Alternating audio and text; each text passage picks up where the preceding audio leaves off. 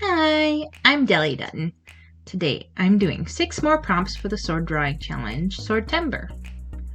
This batch, the prompts are Cephalopods, Gaudy, Mortuary, Royal, Mythological, and Void.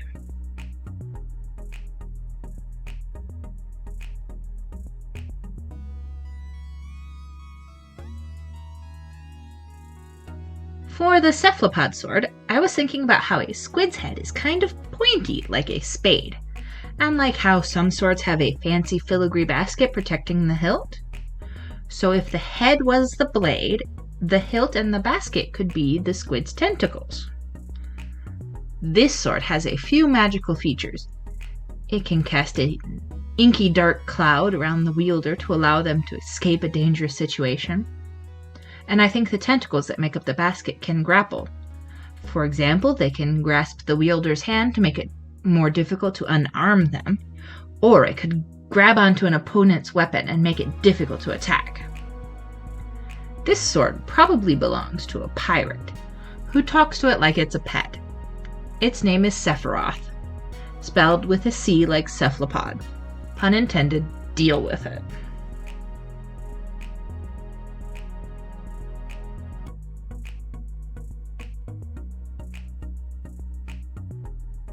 Next is Gaudy. I wanted this sword to be more decoration than blade. The larger half of this blade is just gold and jewels and pearls. The thin steel blade is just barely enough to be a cutting edge. It's not really intended to be actually used in combat. I think it was made by a wealthy and skilled swordsmith apprentice. They got a little bit showy, trying to use every technique that they could to make a beautiful sword, but they didn't have the sense to edit. Their teacher kept it as an example for future students. The former student eventually became a master and is constantly embarrassed by their teacher's stories, but they're really much better at crafting now.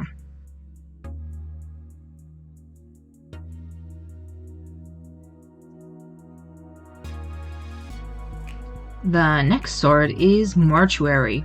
It's a sharpened shovel. I thought about doing like a giant scalpel or a cemetery stone, but for the prompt, I kind of thought something more no-nonsense would make sense. It'd be wielded by a gruff cemetery caretaker who takes their duty to protect and care for the cemetery very seriously. They hate grave robbers and necromancers, but will gently put undead back where they belong.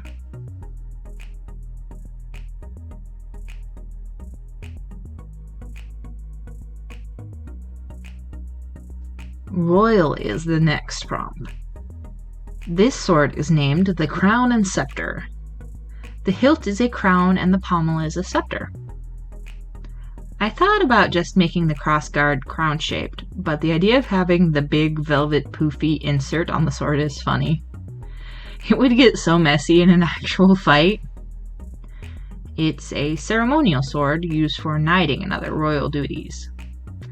It's heavy and cumbersome, and the monarch who wields it complains privately of it, but they consider that weight and unwieldiness to be part of their duties.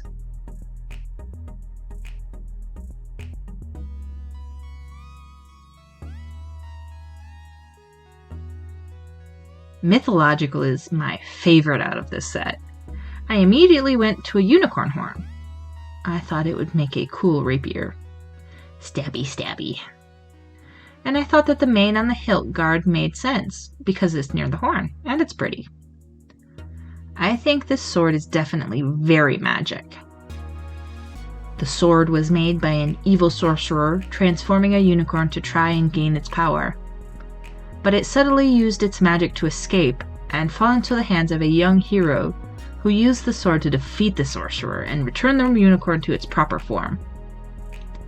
I feel like this hero also has a magical girl transformation scene, because that would be super cute.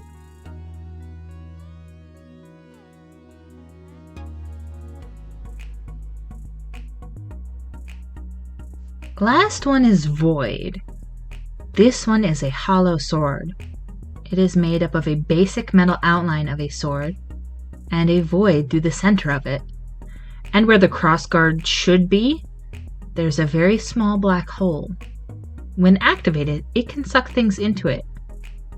It's a pretty dangerous sword, and probably requires some sort of special protection to wield without getting sucked into it. Maybe it needs to be wrapped with some magical fabric, or the wielder needs to wear some special gloves. I think it might be one of the only things that can destroy certain dangerous evil artifacts. So it is kind of a double-edged sword in more ways than one, because it can be just as dangerous as those artifacts.